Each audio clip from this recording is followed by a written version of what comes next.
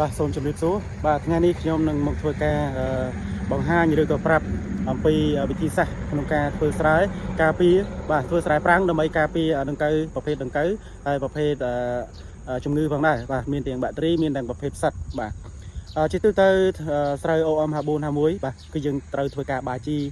បាទ3សាដោយសារទី1នោះគឺយើងធ្វើការបាជីស្រូវអាយុបាទ15ទៅ18ថ្ងៃគឺយើងធ្វើការបាជីម្ដងលើកទី1បាទហើយលើកទី2គឺយើងធ្វើការបាជីនៅស្រូវអាយុ25ទៅ30ថ្ងៃបាទហើយសារទី3គឺយើងត្រូវធ្វើការបាចផ្ដាច់បាទស្រូវដែលមានអាយុបាទ40ទៅ45ថ្ងៃបាទកំឡុងពេលដែលយើងធ្វើការបាចផ្ដាច់នេះដែរបាទគឺសំខាន់ដោយសារអីដោយសារតែបើសិនជាយើងបាចមិនទាន់ពេលវេលាបាទអញ្ចឹងគឺចំនួនគ្រាប់របស់វាគឺមានតិចដោយសារអីគឺវាខ្វះសារធាតុចិញ្ចឹមបាទវាខ្សោយបាទអញ្ចឹងគឺយើងធ្វើការបាជីផ្ដាច់ដើម្បីគោលដៅធំបំផុតគឺដើម្បីឲ្យមានចំនួនគ្រាប់នឹងកាន់តែច្រើនបាទចំនួនគ្រាប់កាន់តែច្រើនឆ្មាញ់កាន់តែច្រើនធ្វើឲ្យទិន្នផលរបស់យើងក៏កាន់តែច្រើនតាមនឹងដែរបាទហើយចំពោះការការពារក៏ដូចជាការទប់ស្កាត់នៅ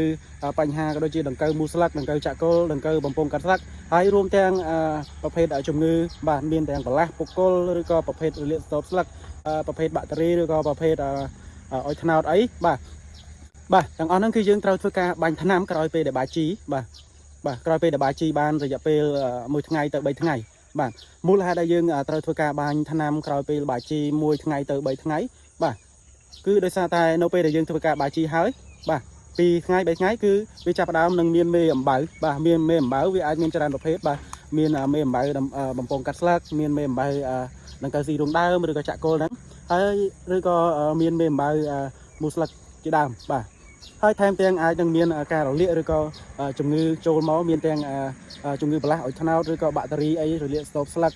បុគ្គលអីជាដើមដោយសារតែវាចាប់ផ្ដើមល្អគឺទាំងអស់ហ្នឹងគឺចាប់ផ្ដើមចូលមកដែរបាទព្រោះអីនៅពេលដែលស្រូវល្អគឺមានហានិភ័យបាទវាពាក់ព័ន្ធជាមួយនឹងការដែលកើតទាំងជំងឺហើយនឹងដង្កូវបាទ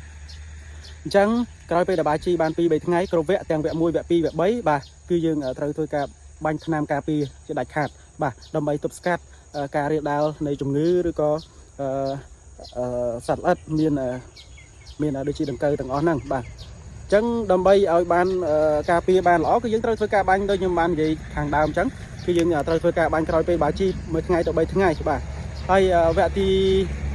1គឺយើងត្រូវធ្វើការបាញ់ថ្នាំសត្វល្អិតអាចជាមួយនឹងទ្រីបឬក៏ដង្កូវអីល្មមបានបាទពេលដង្កូវបាទល្មមទៅយើងគឺបាទធ្វើការបាញ់ក្រោយពេលបាជីហ្នឹងបាទហើយស្រូវអាយុបាទ1ខែបាទអាចយើងបាញ់បានបាជីបាន1ថ្ងៃទៅ3ថ្ងៃហ្នឹងបាទគឺយើងត្រូវធ្វើការបាញ់ Rasrider បាទ Rasrider ហើយនឹងលាយជាមួយនឹងClean Top បាទ Clean Top គឺជាប្រភេទថ្នាំជំងឺបាទព្យាបាលការពារប្រភេទជំងឺផ្សិតហើយចំពោះបាក់តេរីក៏វាអាចទប់ស្កាត់ការពារបានដែរបាទក៏ប៉ុន្តែវាមិនអាចព្យាបាលបានទេចំពោះបាក់តេរីចំពោះ Clean Top ហ្នឹងតែវាអាចការពារបានបាទហើយចំពោះប្រភេទផ្សិតដូចជាប្រភេទពុកគល់ប្រភេទរលាកកគួរឬក៏ប្រភេទផ្សិតផ្សេងមានបន្លាស់មានបុគ្គលអីផ្សេងគឺ Clean Top វាអាចជួយបានបាទគឺអញ្ចឹងគឺយើងត្រូវធ្វើការបាញ់ថ្នាំក្រោយពេលបាជីហ្នឹងមួយថ្ងៃក្រោយ1ថ្ងៃទៅ3ថ្ងៃក្រោយពេលបាជីហ្នឹងយើងដាក់វាមួយសាទៀតទៅបាទនៅពេលដែល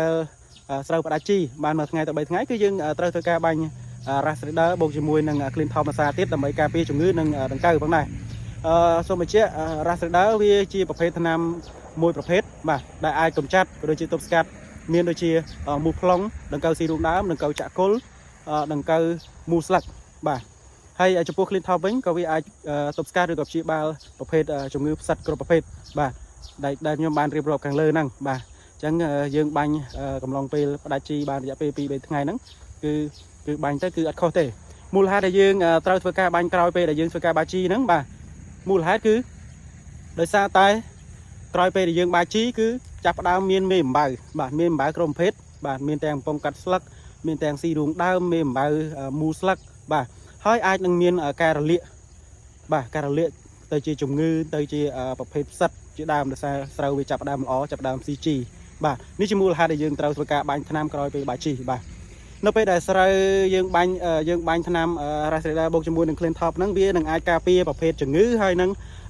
ប្រភេទដង្កូវរហូតទៅដល់ទៅស្រូវរបស់យើងនឹងចេញផុតអស់បាទ ទៅពេលដែលស្រូវចេញផុតអស់ចាប់ដើមដាក់ទឹកដោះបាទគឺយើងត្រូវធ្វើការបាញ់ម្ដងទៀតក្នុងការបញ្ចូលគ្រាប់បាទគឺយើងត្រូវធ្វើការបាញ់ជាមួយនឹង clean top មួយសារទៀតដើម្បីការពារមូលកស្វីតគ្រាប់ឬក៏ប្រភេទឲ្យថ្នោតបាទថែទាំស្លឹកឲ្យនៅពណ៌បៃតងរហូតបាទរហូតដល់តែគ្រាប់នឹងដាក់ទឹកដោះបានល្អដាក់អស់បាទហើយយើងត្រូវធ្វើការបូកជាមួយនឹងកណិតសាផងដែរដើម្បីពង្រឹងដើមពង្រឹងស្លឹកហើយធ្វើឲ្យវានឹងដាក់ទឹកដោះបានល្អបានពេញដល់គល់គូល្អផងដែរបាទហើយធ្វើឲ្យដើមរឹងស្លឹករឹងឈរត្រង់បាទឈ្នះជំងឺបាទយើងត្រូវធ្វើការបាញ់លើជាមួយកណិតសាហើយបើសិនជាយើងមានមមាញបាទតំបន់ដែលយើងមានមមាញទៀតទៅបាទតំបន់នៅជុំវិញយើងហ្នឹងមានមមាញទៀតទៅគឺបាទយើងធ្វើការដាក់ជាមួយនឹងគីប៊ូសបន្ថែមបាទអញ្ចឹងវគ្គផ្ដាច់វគ្គបំពេញទឹកដោះហ្នឹងគឺយើងអាចត្រូវធ្វើការបាញ់3មុខបាទប៉ុន្តែបើសិនជាអត់មានមមាញទេគឺយើងអាចបាញ់2មុខបានហើយបាទយើងត្រូវបន្ថែមគីប៊ូសមួយទៀតបើសិនជាយើងមានមមាញឬក៏នៅតំបន់ដែលយើងក្បែរយើងហ្នឹងអាចមានមមាញគឺយើងត្រូវធ្វើការលាយជាមួយនឹងគីប៊ូសបន្ថែមទៀតបាទចំពោះការថែទាំអំពីជំងឺសត្វល្អិតគឺមានប៉ុណ្ណឹងបាទសូមអរគុណ